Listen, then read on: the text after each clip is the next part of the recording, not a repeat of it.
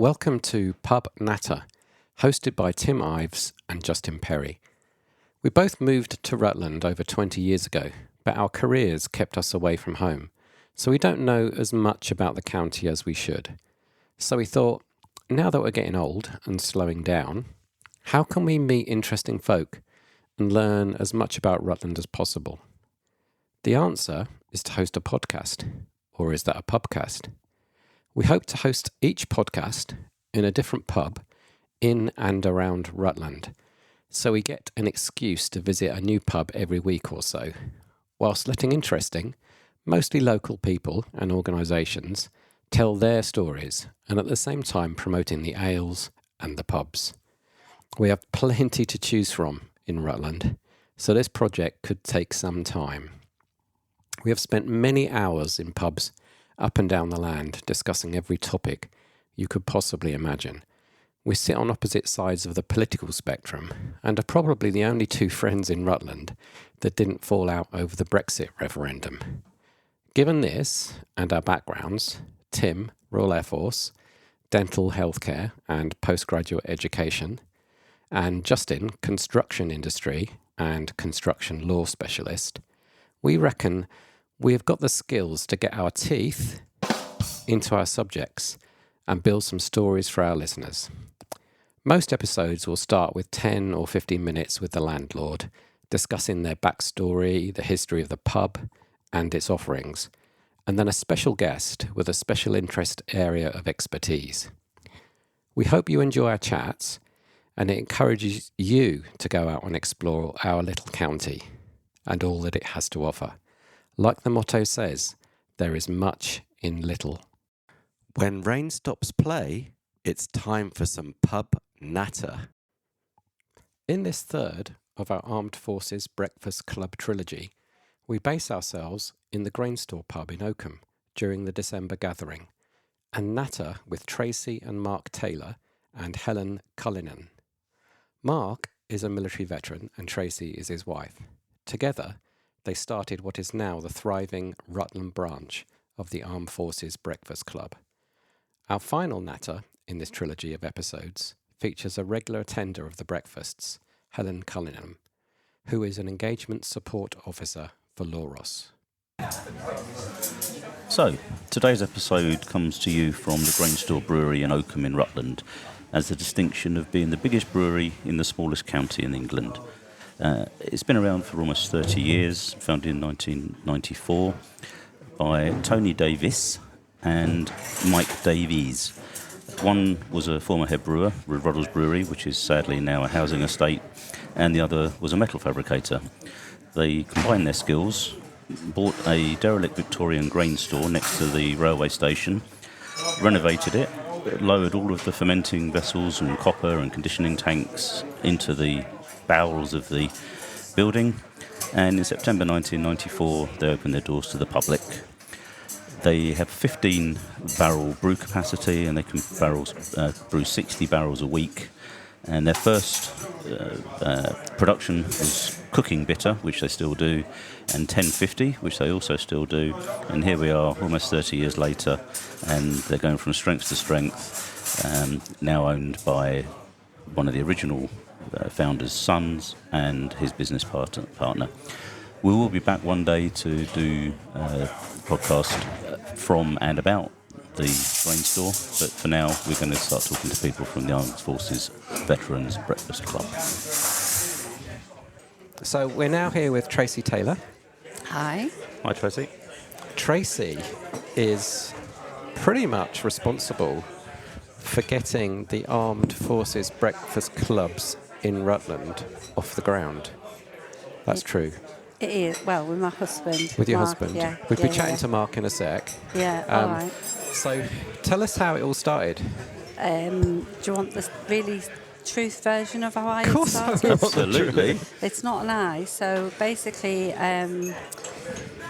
my husband's friend took his own life. Was in the army for a long time. My husband went through the army with him. I'd spoke to him about a month before over the phone, and he was telling them all his plans, and everything. And then obviously Mark got the phone call that he'd actually took his own life. That's really sad. How long ago was this? 5 years ago, before we started. What Mark found was he then went to a funeral and all of his mates were there and they were like, oh, we need to keep in touch, we need to do this. And we sort of thought, actually, you need to be face-to-face with people, I think, to see their emotions and stuff like that. So that's why we started it, because we just thought, you know what, if we can get people together, and there is people struggling out there, and we know that, and, you know, some people just come for the breakfast and a chat, and that's fine. Some people need a little bit more support. We've obviously got the wellbeing going now for Rutland. It's just being a face and a voice. Sure. Sorry, go on. were you aware of the Armed Forces Veterans Breakfast Clubs before you, and you kind of used that as the vehicle to set it up, or? Yeah, it's really funny because I was going through Facebook, as you do, and your memories come up, and this memory come up with this video of this breakfast club that had started in Hull in a garage. You know, I think they were frying eggs on the bonnet of the cars and stuff like that. Derek Hardman. Yeah. Shout out to him. Yeah, massive shout out to Derek. And obviously that was like, I think about 3 or 4 years before I started it. So here, and then so when me and Mark were looking at how to get people together, because obviously the British Legion, it used to be Wetherspoons, didn't it? And that didn't happen anymore. And there's just no sort of meet-up place. So we sort of looked into it again, and we spoke to Derek, who obviously helps us all the way through it. And yeah, we just started up. It's something so simple, but it's really powerful, and Sure. the ripple effect is just amazing. I think that's what Derek was saying when we chatted with him, is that you just pitch up. Yeah. And he was relating it very much to the association where it was very formal, his association in the army, where they take minutes and bang a gavel and have talks and very much, and the average veteran or serving person doesn't want that. No. They just want to come along and have a chat. Yeah. And skip all the formality. Yeah.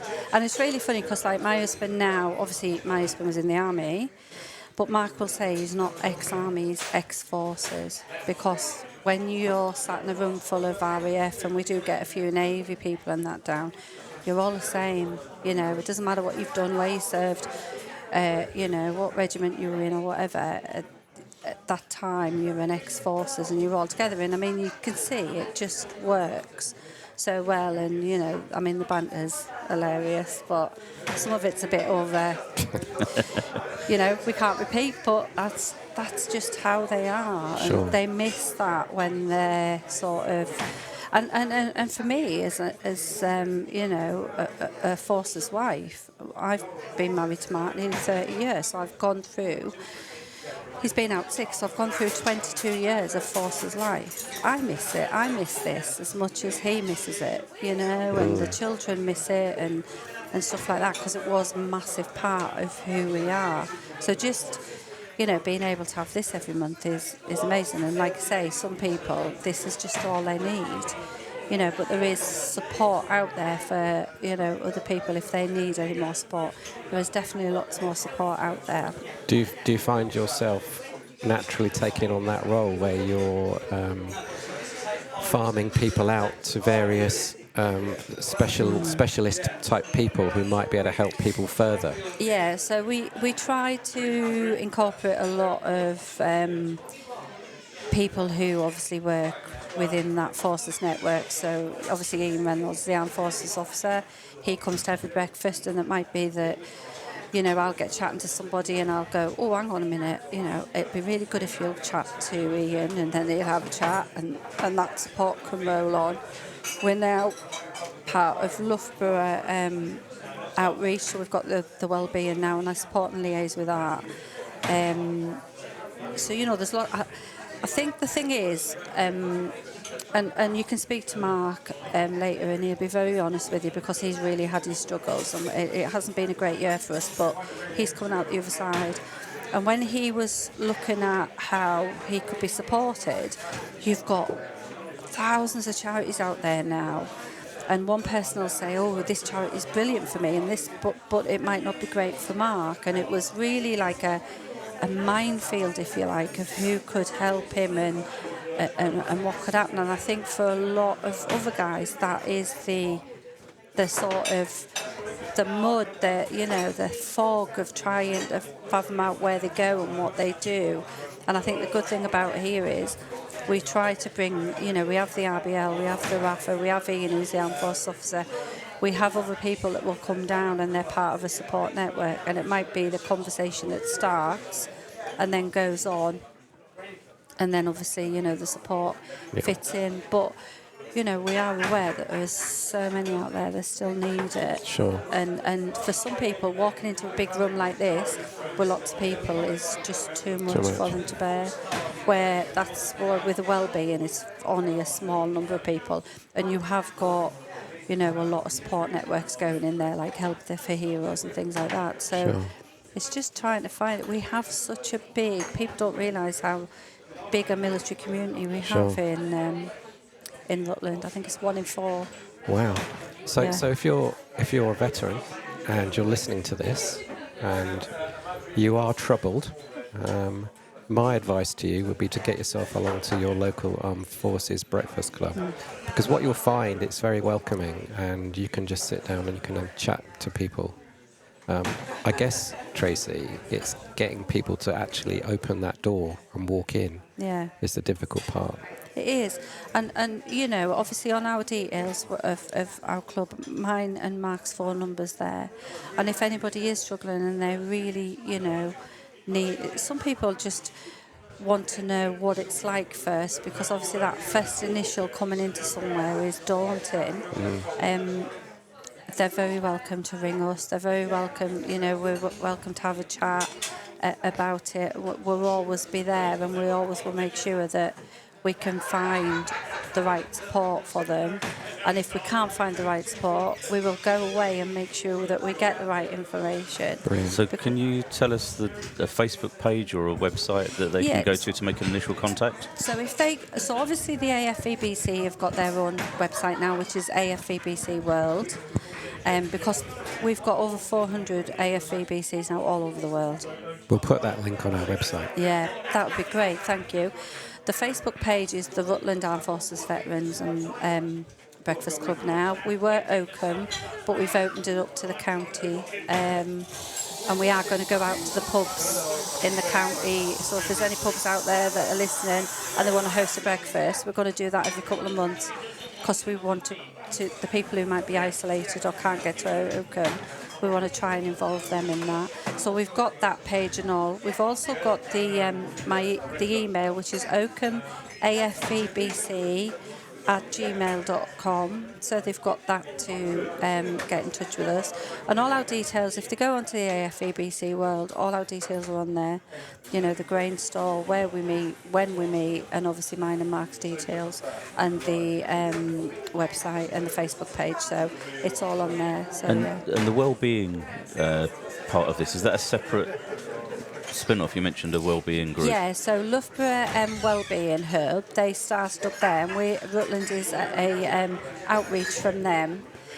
So it's done by the VPP, which is the Veterans Pathways, and you put me on the spot now. But basically combat stress. So training, we all get training through combat stress, and obviously it's done. There's people support and there's the right help there if they need to. And it is a lot about veterans and mental health. But also, what we do want to say is there is struggles with, housing and things like that. And if they come along to that, then Ian Reynolds sits within RCC as the Armed Forces officer, and he obviously can put people in contact with, the right sort of people that they need. And you mentioned that some people might not be ready to walk into a big public space full of people, but they might make the first step coming to the wellbeing. Yeah. Can you just shout out the contact details for that if somebody needs to reach that service? Veterans, the Rutland's Wellbeing is at the Oakham Baptist Church, and it is every third Wednesday of the month from 10:30 to 12:30. 12:30. But yeah, and they can come along and they obviously get a cup of tea and some biscuits. And Oakham Baptist Church actually do a lot of other things to help veterans. They do a lot of work anyway. Yeah, and it's very welcoming. And obviously there is space there if they need to have a one-to-one chat, or if they want to join in. It's a lot less. I think intimidating is the wrong word, because we're not intimidating, but it's a lot less daunting for them. It's easier Yeah. for them to make that first step. Yeah, and if somebody if they don't want to come and they don't want to walk in on their own, again, contact us, because we'll make sure that we're there to welcome them at the door. So,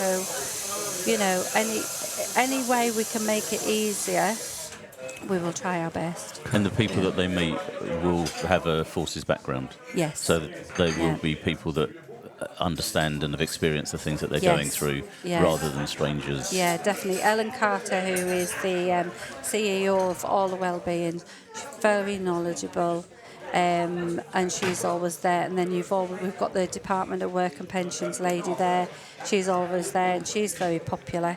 Like I say, we try and encourage as many sort of community charities out there to come down, because it might be that somebody might be able to give a couple of hours a week to go and help with LOROS. We'd love for the sort of wives on camp. There's a new regiment just come in, and a lot of them, and I know from experience, a lot of them will be wanting jobs, or they've got children and their husbands are always away. And who's the new regiment? 2 Anglian have come in, because it was 1 Anglian to Cottesmore. Yeah. So they've come back from Cyprus. So, it's hard, and they'll be sat there trying to find work. But there is so many volunteering things that they can be done. And actually, it goes on their CV, and it does look... And I know, a lot of people have sort of been down this career path that they thought was great, volunteered for something else, and actually thought, you know what, I really like doing this, I'm going to make a career out of it. So, if there is any wives out there who are seriously thinking of it, you've got the VAR, which is the voluntary and citizens advice, and they're always looking for volunteers. So just get in touch and just see, because I'm sure they could work around children and spouses being away and all of that. Yeah. So you're obviously a very caring person who wants to help people. Does that reflect in your own personal life and your professional life? So I work for the NHS as a healthcare assistant, and me and Mark are also foster carers. Oh, wow. So we have been fostering for a number of years now, yeah. Does your role in healthcare relate to military people in any way? Do you So I've just obviously started, I'm the Armed Forces Service Champion on the ward. So obviously I've done training, so I'm more aware of not just veterans, but the Armed Forces community. So, people who have served or loved ones, and I'm more aware of that. What I have found is, and I find it really sad and it really upsets me, that I will talk to a few elderly people and they'll say, oh, well, I did my national service, but they don't see themselves as veterans. And I just think if it wasn't for you, we wouldn't be where we are. And you are most definitely a veteran, but they just don't sort of put that together. I think that's quite a common misconception. It is, I've never served, and until relatively recently, I thought that a veteran had to have seen action. I thought that was the definition. I didn't realise that even if you didn't finish your basic training, I think, as long as you've signed up and had a day's wages, you count as a veteran. You count as a veteran. And I mean, some of these elderly people, when you talk to them, they were in Egypt, they were living in Germany. They because the national service went on beyond, didn't it? World War II and stuff like that. And they've done 2-3 years, and I just find it really sad when they say, well, I didn't think I was a veteran, and it just really upsets me. So I'm doing that on the ward, and just trying to be more aware of people like that who are coming in, and hopefully be able to say to them, whatever area they live in, well, you do know there's some veteran support there. There is the breakfast clubs are all over. Or there's Joining Forces, which is Age UK, which is the older veterans.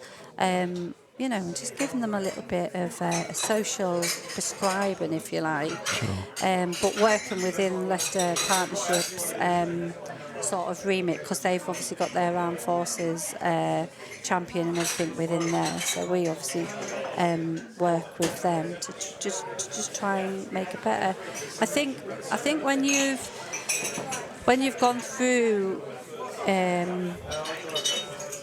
being around, the forces and being the spouse of, and you see so many struggles, and my children, I'm so proud of my children. They've grown up to be amazing people and very resilient, and it just makes you very, very grateful. And I think if you can give back in any way, and me and Mark are in a good place to do that, and that's why we like to just give back, and the fostering is very dear to us, because before Mark joined the army, he was homeless and he was fostered by his friend's mum for a little while.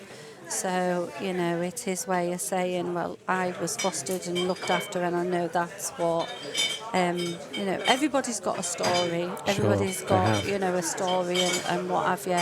But it's how you tell it and how you deal with it. And thankfully, touch wood, we're very happy and we're grateful. I think that's a good place to end the conversation. I think you told your story really well. Thank you, Tracey, very much for your time and everything that you're doing as well. Thank you. No, thank you. On behalf of the service community. But you know what? We wouldn't have a breakfast club if it wasn't for all these guys coming every month. So it's a big shout out to them, to be fair. Because, we could me and Mark could walk away and this would still go on. And that's a really nice sort of... legacy. Yeah. It is. Definitely. Yeah. Thank you. Thanks.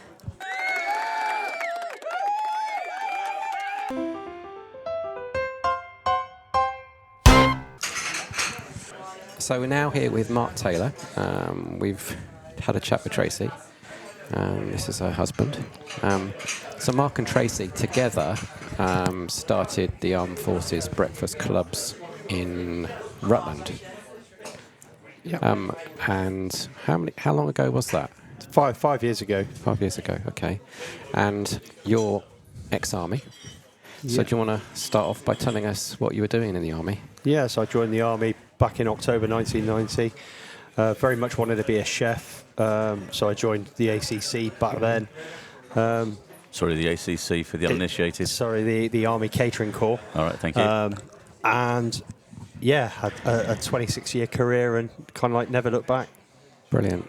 What's your favourite meal? What do you like cooking? Well, I'm a traditional man, so yeah. Right. Full English breakfast and roast dinner. Well, beef Wellington. I'll be stretcher of beef Wellington is kind of where we're at. That's a very popular dish in the messes. Very much so, yeah. Yeah, I like beef Wellington. I like a bit. I'm a carnivore. So, and then how long have you been out of the military? So just coming up to 6 years now, post-service. Okay. So talk to us about leaving the military and then starting the Armed Forces Breakfast Clubs. So 6 years ago, I kind of like left the army with an image in my head or an understanding that I would maybe fall into a Royal British Legion club or be part of some kind of military club. Ex-servicemen's club sort of thing, yeah. That's kind of like where I was at with it. And unfortunately, there just wasn't anything local to us, even after canvassing around. This is in Oakham. Yeah. And I'd heard historically that there were things in place and they've then since closed, which was kind of like fine. But then, yeah, I kind of like just left it with that, to be perfectly honest. And it wasn't until, unfortunately, I attended a number of funerals and quite in quick succession post-service that suddenly dawned on me why I was suddenly being a part of my peer group in such somber times. And So the funerals that you're going to, were these ex-servicemen's funerals? Ex-servicemen, both actually, who tragically took their own lives, and struggling with whatever demons that they had at the time. Do you know why they did that? Yeah, one of my colleagues who was struggling with a gambling addiction, and he was, in a real dark place, had money issues, which none of us were aware of, and yeah, just incredibly sad. So again, it just kind of like highlights that you can be as close to people, but not know anything about what's going on in their lives, and that's the beauty of a breakfast club or a meeting where you can look somebody in the eye and say to them, are you all right? You can see somebody's emotion, body language, whereas over the phone you can't see that. You know, if you're telling somebody, are you okay, on social media, you're not getting a real picture of what's going on, or picking up maybe red flags that you might have done if you were in a face-to-face situation. So you obviously wanted to get that companionship that you hadn't had when you left the military, and you were aware of people needing that. Did you find you needed that yourself? Like, did you need somebody to sit down and say to you, Mark, are you all right? Yeah, I think I might not have been aware of that, but I certainly, found some real comfort in knowing that I wasn't on my own, and there were other like-minded people like myself who just enjoyed the camaraderie, enjoyed the banter. Every year, for example, we meet up for Army and Navy. It's kind of like a date ingrained in our calendar, and I know how that makes me feel when I meet up with like-minded folk and have a good time. How can you get that, post-service if you've got no out, so to speak? So that's why the Breakfast Club being set up was just to bring people together, for that very reason. And do people socialise beyond the Breakfast Club? Do you find that they come here and they meet, and then start to strike up friendships and that move beyond the monthly meet-up? Yeah, I think there's real evidence of that. Friendships being formed within the group across the board. We're lucky we're credibly represented by all three services, and we're kind of like meeting new people on a monthly basis who we welcome with open arms into the group, and they suddenly, it dawns on them that they're not on their own. There's real kind of friendships being formed, and we find that very much so over the remembrance period, when people naturally want to come together, pay their respects, and feel they belong. Again. I imagine that's quite an important aspect of it, because obviously a monthly meet-up is one thing, but actually having contact with people on a day-to-day basis, someone you can just pick up the phone or pop round and say hi, that's probably, I would guess, a really important spin-off from this. Well, yeah, not only is it an opportunity to form friendships, but it's a great place to network, to make sure that, if somebody needs something of a job, we can signpost people. We have done, we've got a lot of self-employed businessmen now who have left the military, who are, who are open to recruiting ex-servicemen, and that's great. If we can look after our own, it's just an absolute no-brainer as far as I'm concerned. But the friendship thing, yeah, is very, very important. There are a lot of lonely people. Rutland's quite a large, although it's a small county, we're spread out to lots of little isodettes and little smaller locations. The word's out now, and we're trying to, take the Breakfast Club on the road to meet up with those smaller locations and get as many people on board as we can. I wasn't aware you were doing that, so that's... Yeah, it's relatively new. We obviously, Rutland has two big towns, Oakham and Uppingham, and we were just looking at ways to take the Breakfast Club on the road to make sure that we're inclusive of our smaller locations. And we did that successfully in Whissendine as a trial. And in the new year, we're going to revisit that. And hopefully with, getting the word out in good time, we can get a larger contingent. We had over 40 people attend that breakfast.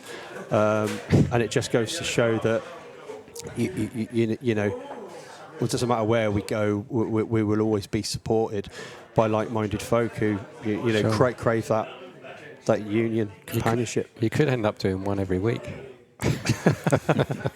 before you know it. No, but as long as, like Tracey and myself, when we started, the whole thing is, if we could, support one person, that's as good as it gets. The fact that people turn up in numbers, just speaks volumes for it. Brilliant. And you and Tracey were nominated for an award as well recently, weren't you? Yes, we were, fortuitously, the club was nominated for a BBC award. Again, What was the award? Tell us about that. For community group award for work in the community, and we were nominated amongst a whole host of real credible nominations for some real good work that's done across Leicestershire and Rutland. And again, it's lovely to be recognised for the group and putting us on the map, if anything, making sure that the word's out there that the people, if you're veteran or forces connected, then you're more than welcome to come and come to our group and, enjoy that camaraderie and spirit that we've always had. It's an amazing legacy that you're going to leave. One of the things that really struck me when we were chatting to Tracey was the hardest thing for somebody who thinks that they might need to talk is actually stepping through the door, making that initial move. What would you say to people that are listening to this that would love to come along, but they don't know whether they would be able to handle that situation? We are always available to speak, privately, prior to coming. Myself and Tracey always make a point of welcoming everybody through the door and putting their minds at ease. There's a lot of new people that turned up today, for example. We welcomed them with open arms. We kind of set the scene. There are no formalities within the club. We're wonderfully hosted here by the Grainstore staff. You keep everybody, looked after with tea, coffee, and there's a real nice feel about the whole thing. Yes, that initial first time you can be like a rabbit in headlights. That's totally understandable. But then we've all been there, and you're not coming into a place where you don't know anyone. Everybody has had a similar journey to you, and we'll embrace you with open arms, share stories, and build those friendships. But yeah, once you're in, the word gets spread, and it's really humbling to hear some of the kind words. When people leave, thank you. No, thank you. Without people coming through, supporting each other, it kind of it's for nothing. But yeah, fantastic. I guess what I would say is, if anybody's thinking of coming along and they're a bit nervous, I would just say take yourself back to your service days and remember what it was like walking into the naffy or walking into the mess. It's pretty much like that, isn't it? It is kind of like that's a great analogy, to be fair. It's like a naffy bar almost. You're walking in, you can just sound the place out, but very, very quickly you'll find your way, because there's a guiding hand. Me and Tracey are always here, do you know what I mean, to give that steer. And the guys and girls, they're so friendly, and just open to everyone coming along, to be fair. Brilliant. So, thank you very much for your time. Thank you for what you're doing. I think it's an amazing achievement. You should be really proud. Thank you. You're Thank you.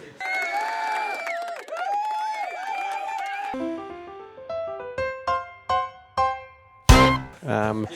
We're here with Helen Cullinan, That's correct. and who's come all the way from Loughborough. Yes. So you're a foreigner. You're not a Rutlander.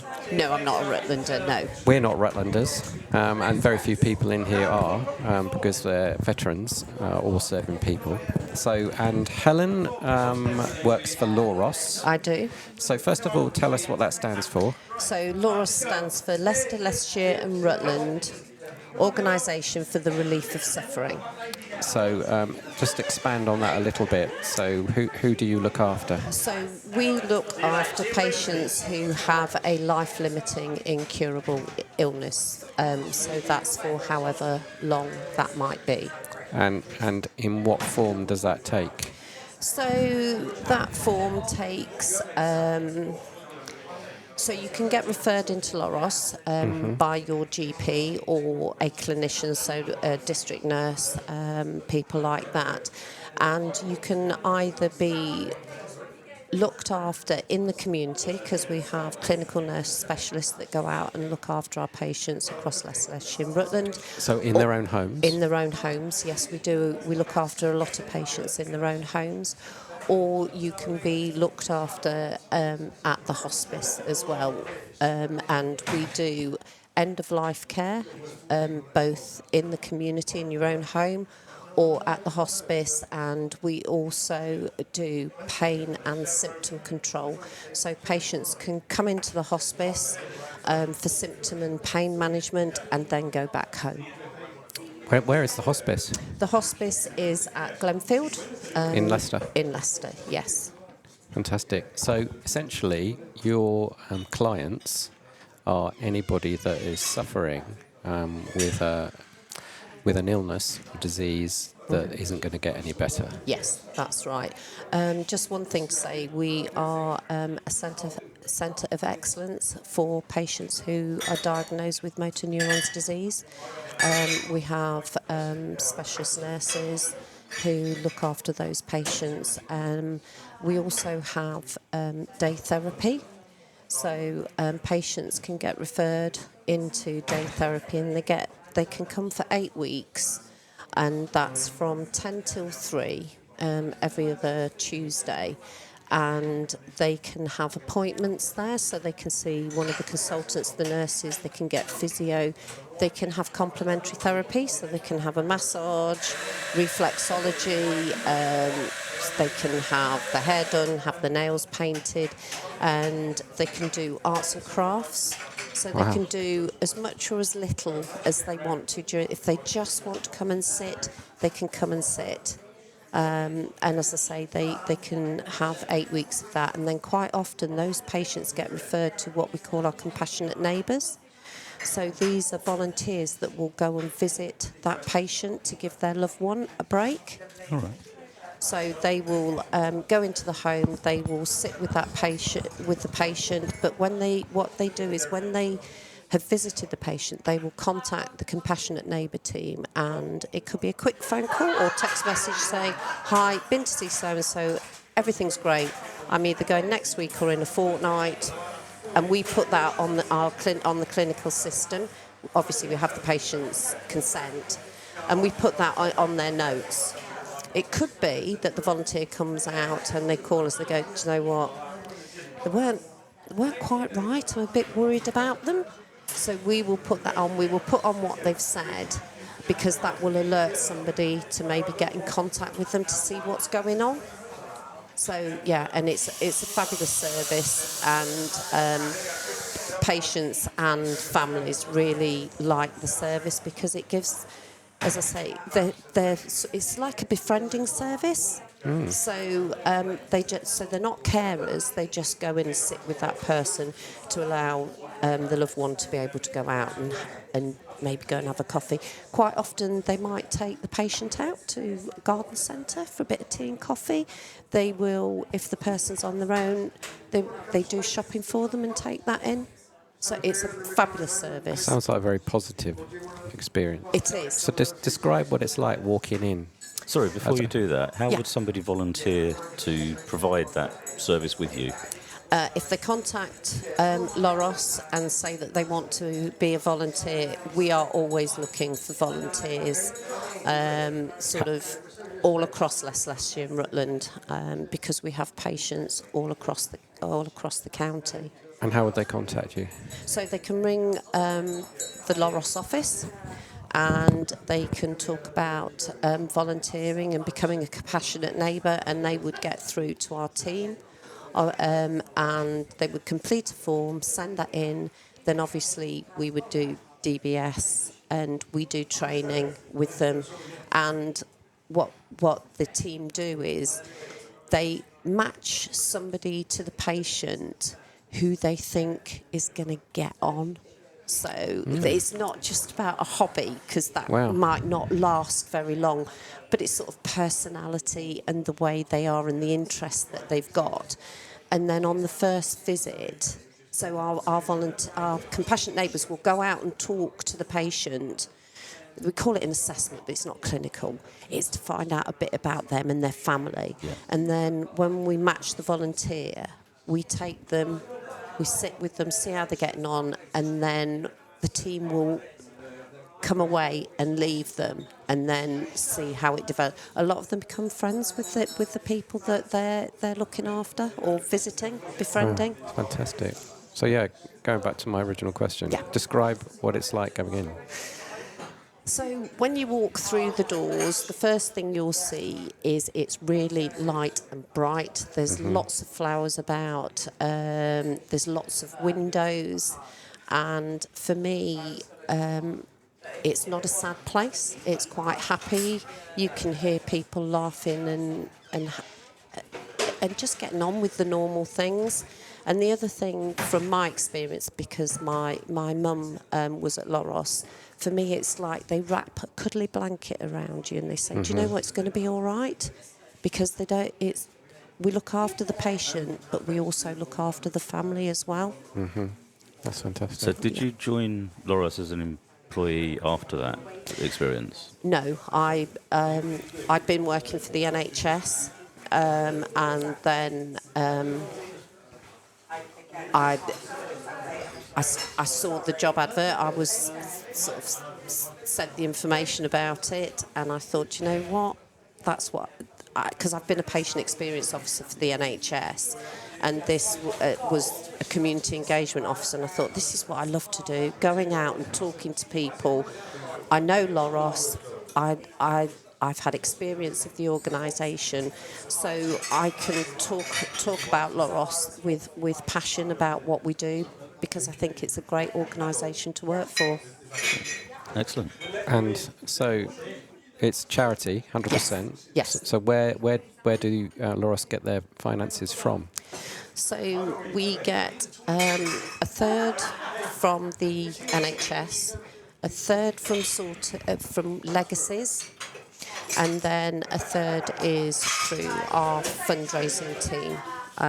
So I think it's roughly around 7 to 8 million that they need to raise a year. So it's a big figure. So they do that in lots and lots of different ways. So we have the Twilight Walk, we have LOROS Luncheon, lots of people run the London Marathon.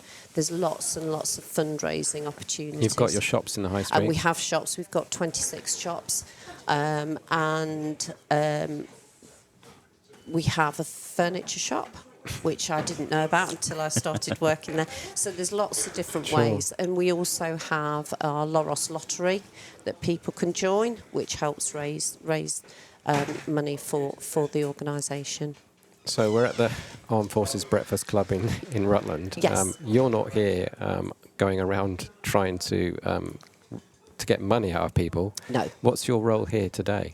So my role here is to come and get to know people and to just talk to them about LOROS and what we do.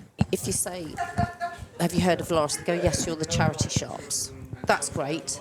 But then I explain what it's about and I explain what we do both at the hospice and out in the community. And we have so we're opening up bereavement hubs across Leicester, Leicestershire and Rutland. And those are a safe place that people can go to meet people who... It's all individual, but people who've maybe been through something similar or maybe feeling similar to them, they can meet and they can go and talk to people in a safe environment. And there's a bereavement hub in Oakham. Do you know where in Oakham that is? I think it's at the fire station. Sure, that's great. Helen, thank you very much for your You're very time. welcome. Thank you. I really Thank you. appreciate that. Thank you. Thank you.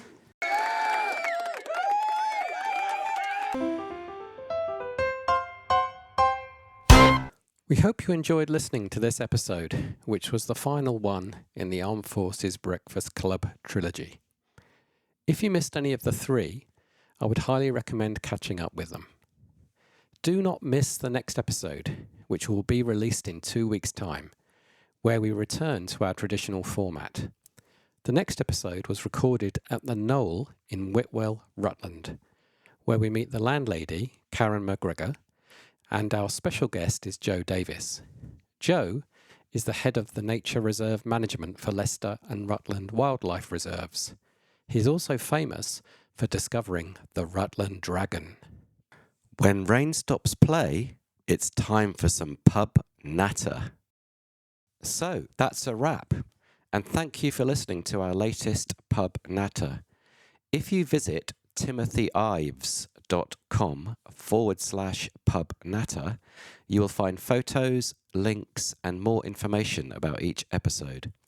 Please leave a review on Apple Podcasts and Spotify, and please subscribe to ensure you don't miss a pub or one of our amazing guests. The Pub Natter theme tune is by Tom Arnold. That was a Pub Natter broadcast.